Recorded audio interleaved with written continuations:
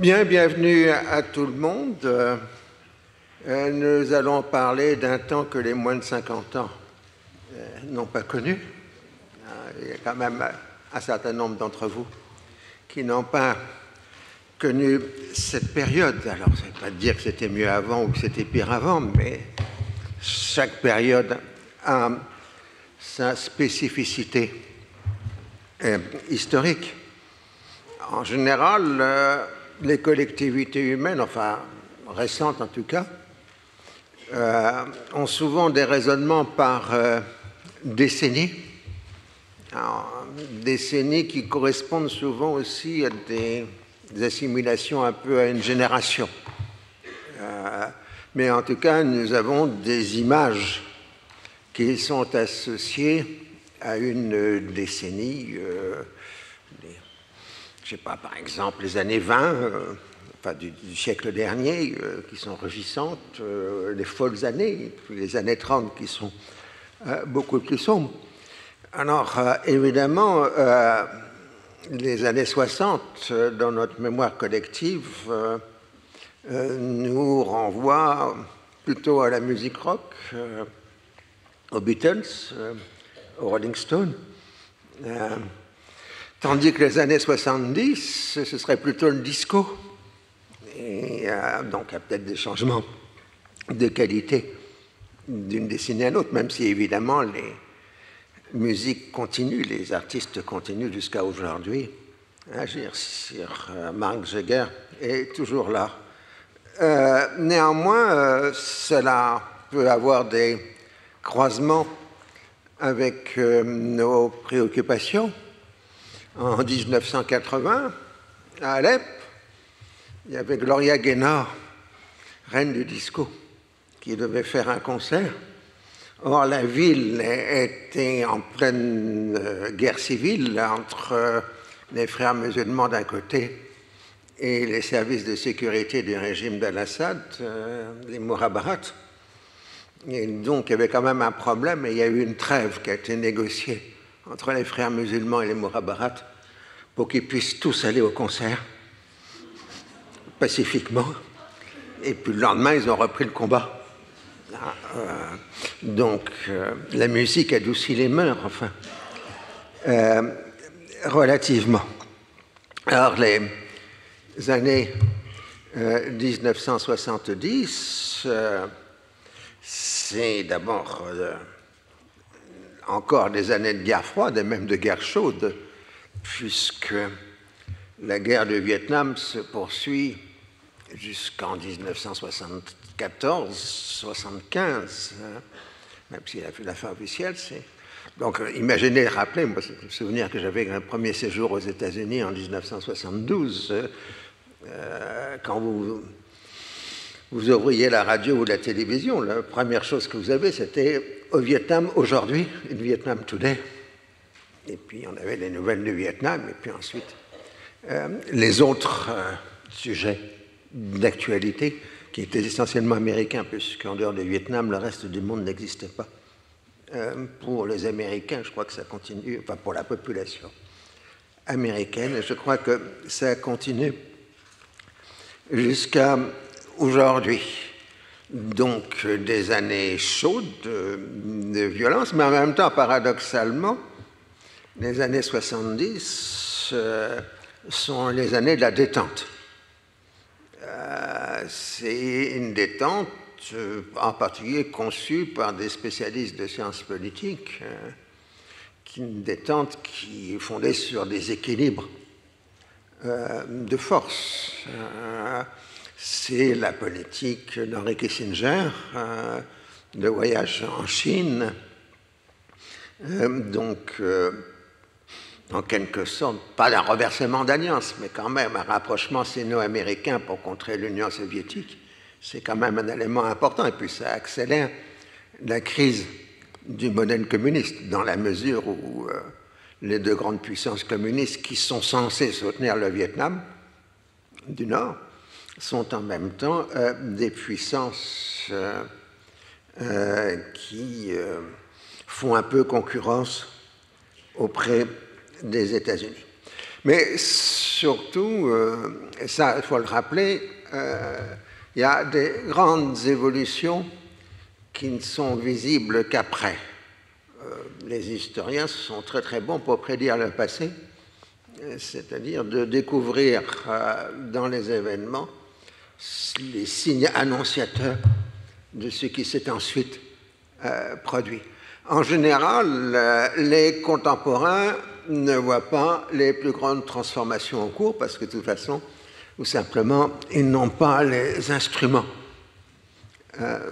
pour les comprendre.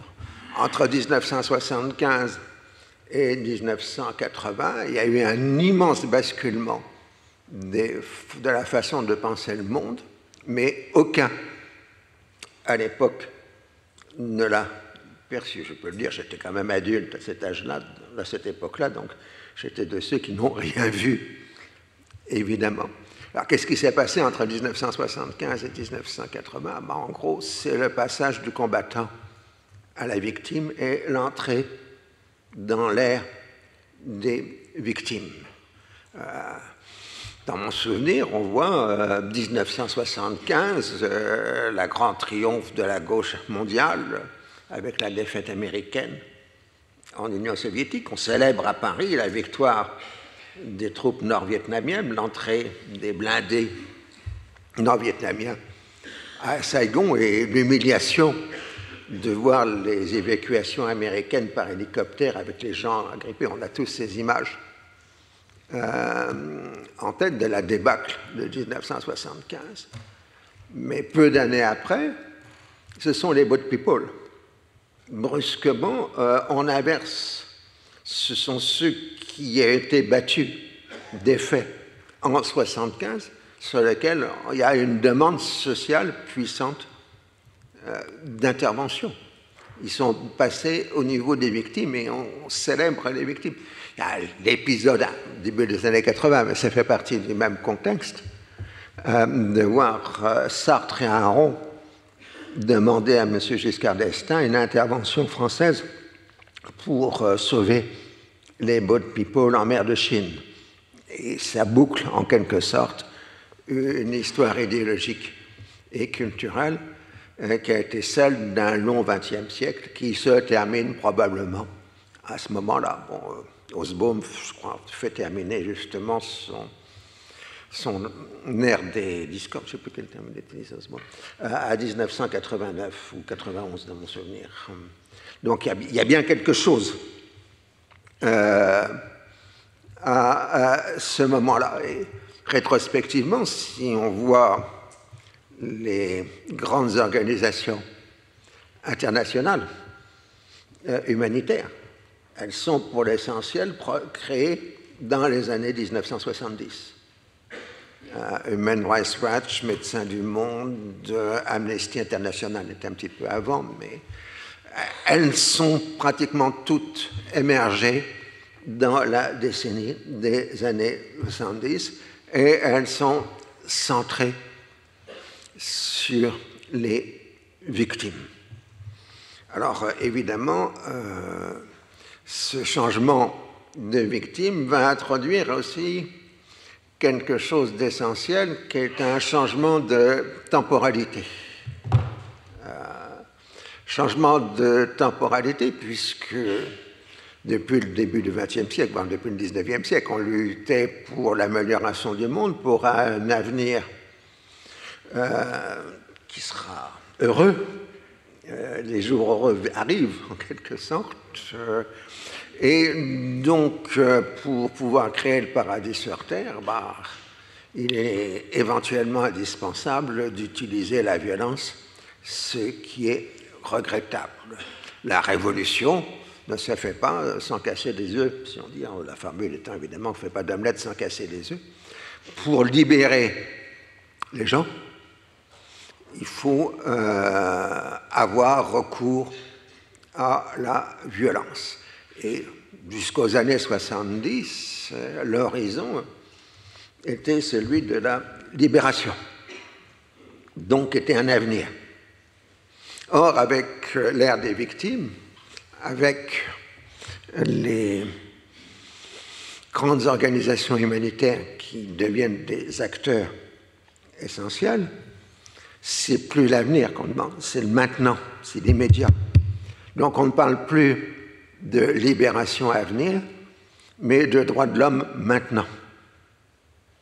Et c'est la grande mutation entre 1975 et 1980. Alors c'est évidemment quelque chose d'absolument essentiel parce que nous vivons encore dans ce cadre qui s'est mis en place à la fin des années 1970, sans que les gens, je le rappelle, à l'époque, aient la compréhension de ce qui sont en train de se passer. Ensuite, ça arrivera à ce qu'on appelle le présentisme, mais c'est un autre sujet qu'aujourd'hui. Autre événement de cette fin des années 70 qui nous concerne directement, c'est le livre d'Edward Said, L'orientalisme, publié en 1978. Bon, un mauvais livre qui pose peut-être de bonnes questions, mais qui reste un mauvais livre, ne serait-ce que parce que visiblement, il n'a travaillé que quelques mois sur le sujet et qu'il n'a pas abordé l'ensemble de la production orientaliste. Et le sous-titre de l'édition française dit tout et en même temps toute la contradiction du livre. L'Orient créé par l'Occident.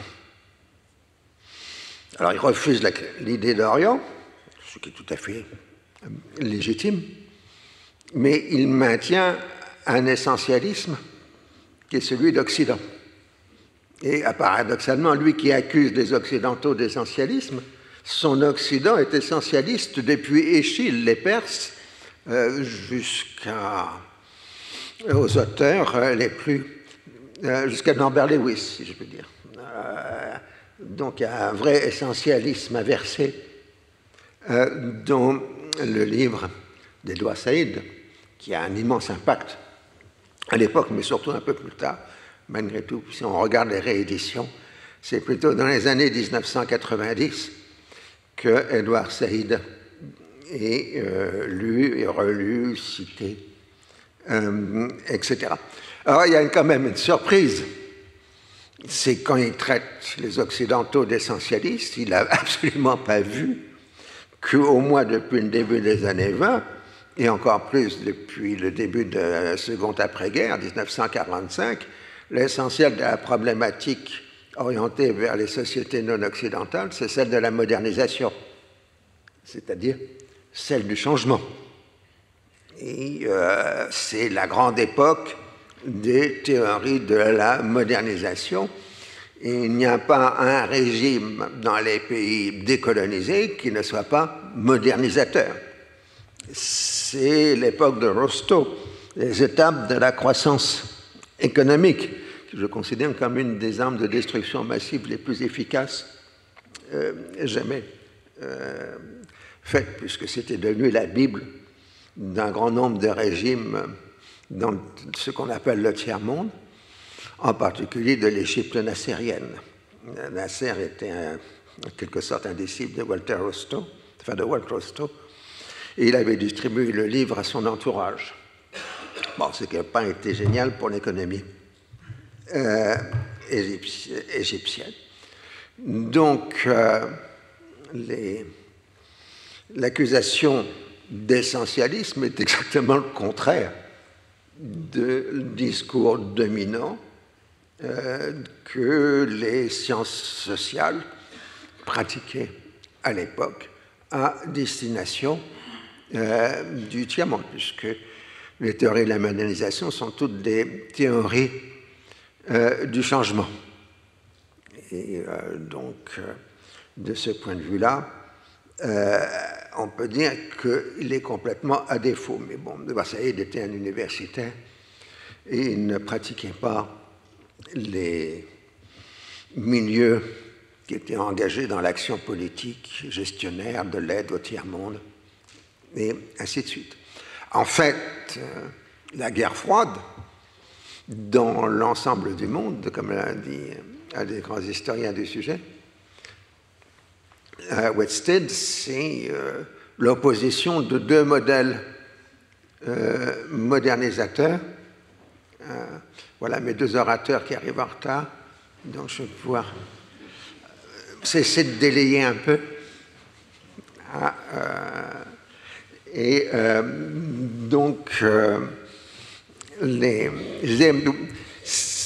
La guerre froide, c'est essayer de façonner des sociétés sorties de la colonisation occidentale à travers deux projets modernisateurs. L'un, celui impulsé par les États-Unis d'Amérique, l'autre impulsé par l'Union soviétique. Mais les années 70, alors je suis désolé, mon persan étant très faible, est-ce que tu dis Rabzadeghi ou Garbzadeghi? J'ai rien compris. Rabzadeghi. L'occidentalite. Cette maladie que les auteurs iraniens contestent depuis les années 50 et qui devient vraiment massive dans les années 70, l'occidentalite, c'est-à-dire être submergé par la culture occidentale. Il y a une perte d'identité culturelle parce que toutes les élites de l'Iran, mais ça s'étend à un ensemble d'autres pays, sont atteintes de cette maladie qui est l'occidentalite. Et il y a donc une contestation forte. Et ça nous amène à une citation très belle de Michel Foucault, qui a eu quelques problèmes dans cette période des années 78-79, mais qui a écrit dans le Nouvel Observateur d'édition du 13-19 novembre 1978, le problème de l'islam comme force politique est un problème essentiel pour notre époque et pour les années qui vont venir. La première condition pour l'aborder avec tant soit peu d'intelligence, c'est de ne pas commencer par y mettre de la haine. Et je crois que cette phrase de Foucault annonce énormément de choses, puisque c'est justement encore sur cette ombre, ou encore plus aujourd'hui, que nous vivons sur cette ombre. En effet, Michel Foucault était arrivé, pas en touriste, en journaliste, en Iran. Il avait une mission de journaliste et il a couvert le début de la révolution iranienne. Il a semblé l'approuver, ce qui lui a été ensuite très durement reproché, surtout par les gens qui ne l'avaient pas lu, d'ailleurs. Mais en fait, ce qu'il a vu, ce qui l'avait intéressé dans la révolution iranienne, c'était ce que Péguy aurait appelé la mystique.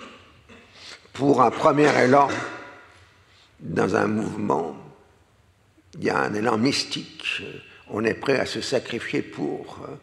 Et tous les grands mouvements révolutionnaires commencent par de la mystique. C'est ce qui permet d'ailleurs de dépasser la peur.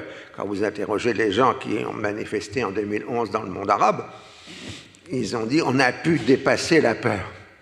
Et c'est ça, ce mouvement mystique, qui est de dépassement de la peur.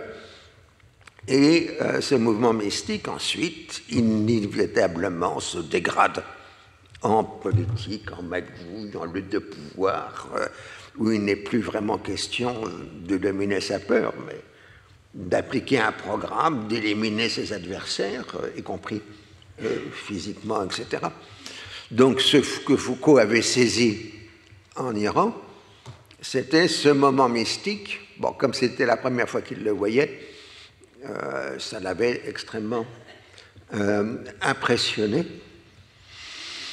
Mais ensuite, il s'est désintéressé du sujet, puisque c'était une dégradation en politique et ça n'entrait pas dans sa règle. Car, en effet, l'année 79, pour nous, elle commence d'abord le 1er février 79, quand l'ayatollah Khomeini atterrit à Téhéran après un exil de 15 ans. Alors la révolution iranienne, évidemment, a déjà commencé, mais c'est un choc énorme que cette révolution iranienne. Or, les gens ne l'aperçoivent pas, les experts. Vous avez la définition de l'expert, pas la mienne en tout cas. Un expert, c'est celui qui a le droit de se tromper en public et à qui personne n'en veut. Et donc, comme vous voyez sur l'image du colloque, ces événements sont toujours vus dans le prisme de la guerre froide. Il y a l'ours soviétique qui est prêt à s'emparer du croissant musulman. Et c'est bien comme ça que les géopoliticiens de l'époque ont vu, perçu, senti. Et quand on lit par exemple les mémoires du général Schwarzkopf, il dit que jusqu'en 1989, les calculs militaires américains passaient toujours sur l'éventualité d'une invasion soviétique de l'Iran. Donc il y avait bien ce prisme de la guerre froide qui était dominant et une certaine incompréhension. Alors incompréhension qui était faite aussi sur les déficits de compréhension. Bon, moi, jeune chercheur, démarrant mes recherches dans les années 70, au milieu des années 70, allant pour la première fois au Proche-Orient dans le monde arabe en 1977, mes maîtres, et je les remercie parce que ce sont vraiment des maîtres, les Maxime Rodinson, Jacques Berck, Dominique Chevanier et autres, ne m'ont parlé que de nationalistes arabes. Relisez aujourd'hui les livres de Berck ou de Rodinson qui s'appellent Les Arabes. Il y a un optimisme sur une modernité reconstruite, etc. Même si Berck, ici au collège, parle quand même aussi d'authenticité à respecter ou à rétablir. Mais c'est une authenticité en termes de génie propre et non pas en termes d'héritage auquel pense Berck. Mais Berck, c'est vrai, pense assez souvent en termes d'authenticité. Mais en tout cas, tout le monde ne voyait que des Arabes. André Mekken, peu d'années après, me confiera la rédaction des derniers chapitres de son grand livre sur l'islam et sa civilisation, à rédiger, à réécrire les derniers chapitres. Et je me suis trouvé devant la situation où je devais réécrire un chapitre qui commençait « Aujourd'hui, les croyances de la place aux citoyens ». Or, dans les années 80, ce n'était plus vraiment le cas. Bon, je me suis arrangé, et de toute façon, André Mekken était toujours quelqu'un d'une extrême gentillesse. Alors, qu'est-ce qui se passe dans notre zone d'activité? Eh bien, nos dictatures modernisatrices se heurtent à un mouvement de contestation formidable qui est celle venue de l'islam politique. Et c'est bien ça parce que la révolution iranienne donne le signal, accélère des mouvements, parce que par exemple en Syrie, ça a commencé l'année précédente, d'une véritable guerre civile entre nationalistes arabes modernisateurs et forces islamistes au sens large du terme. On n'utilise pas encore le terme islamiste, il sera utilisé un peu plus tard, me semble-t-il, mais en 1979, le terme n'est pas encore entré dans l'usage. Alors, cette guerre civile, bon, on la voit évidemment en Syrie, et ça durera jusqu'à 1982, jusqu'à février 1982, avec le massacre de Hama, mais aussi en Irak, et ça conduira à la guerre Irak-Iran, mais aussi en Égypte, avec l'assassinat de Sadat. Il y a bien donc une confrontation massive, sanglante, qui vont transformer les régimes arabes. Bon, ils vont gagner. Ils vont gagner par la répression. Et au lieu d'être orientés dans une perspective révolutionnaires, ils deviennent des facteurs conservateurs. C'est à partir de 1979 que grand mot d'ordre des dictatures arabes ne sera plus la révolution, mais la stabilité, istikrar. C'est l'exigence de stabilité, la justification par la stabilité. Donc le tournant est absolument essentiel et en plus, on va vendre la stabilité aux Occidentaux en disant, si vous voulez que la région soit stable et que vos intérêts soient préservés, aidez-nous. Donc, il y a cette transformation de l'autoritarisme. Ils étaient déjà autoritaires. Il y avait déjà des morabarats partout. Mais c'était justifié par l'avenir radieux. Tandis que là, maintenant, c'est justifié par la défense de la stabilité sociale, de l'ordre social. Et donc, ça aussi, c'est le grand changement. Et on va voir ensuite par pays comment tout ça se déroule. Alors, s'il y a donc une reconfiguration des discours, comme il y a une reconfiguration des forces politiques. Et c'est bien l'année 79 au sens large du terme qui joue là, avec les grands événements que nous allons avoir l'occasion de réétudier. La révolution iranienne, la prise de la Mecque par les madistes, je ne sais plus comment on fait. Stéphane en parlera mieux que moi.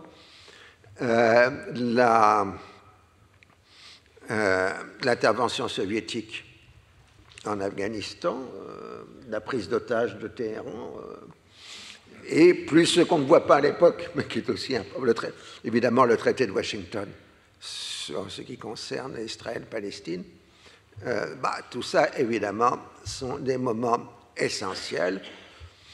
Et puis aussi, par exemple, le second choc pétrolier, avec la conséquence que les pays n'ont pas prévue, c'est que jusqu'au premier choc pétrolier compris, le prix du pétrole a été fixé par des accords à long terme entre les compagnies, les majors et les pays producteurs.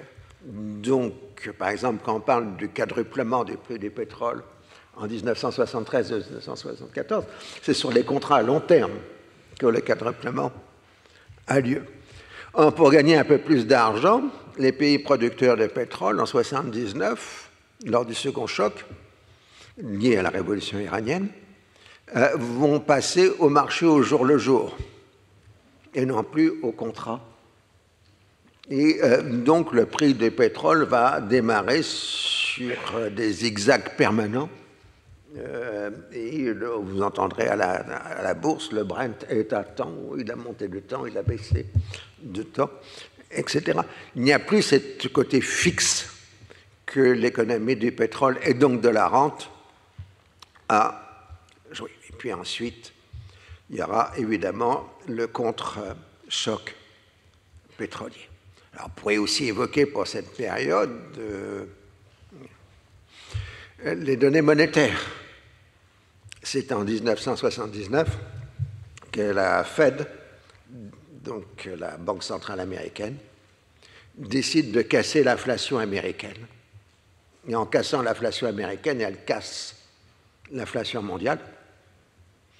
Et le résultat inattendu, c'est qu'elle met l'économie soviétique dans le désordre le plus total, puisque l'Union soviétique est devenue une économie rentière. Et donc, contre-choc pétrolier plus fin de l'inflation, c'est-à-dire que l'Union soviétique vivait sur des emprunts dans l'économie occidentale, et brusquement, les taux d'intérêt passent de 2 à 3%, à 15 à 20%, et ça met l'économie soviétique et du bloc de l'Est par terre, ce qui conduira à 1985, le début de la perestroïka. Là encore, ça fait partie des choses inattendues, parce que la décision de 1979 ne visait pas l'Union soviétique, elle visait l'inflation aux États-Unis. Voilà donc ces tournants qui font que... Alors qu'est-ce que c'est qu'un tournant à la limite? Est-ce que c'est un effet de seuil? C'est possible, c'est-à-dire, est-ce que, parce qu'on passe à certains cas, brusquement, tout se reconfigure autrement? Ce serait donc un effet de seuil. En tout cas, tout ça, ce sont les questions que nous allons nous poser toute la journée à partir de la zone du Moyen-Orient au sens large du terme et de ce croissant de crise dont l'auteur est, enfin, celui qui a utilisé à premier le terme, c'est Brzezinski, le conseiller diplomatique du président Carter. Croissant qui renvoie à la fois évidemment, comme vous voyez sur l'image, à la viennoiserie, mais aussi à l'islam. Il se passe en 79 quelque chose d'essentiel dans le monde musulman. Brzezinski dit que ça va de la Malaisie à la Méditerranée, ce croissant de crise. Ou lui dit arc of crisis. Mais le Times Magazine dit crescents of crisis. Et c'est bien ce changement qui est dans lequel nous vivons encore aujourd'hui qui nous intéresse.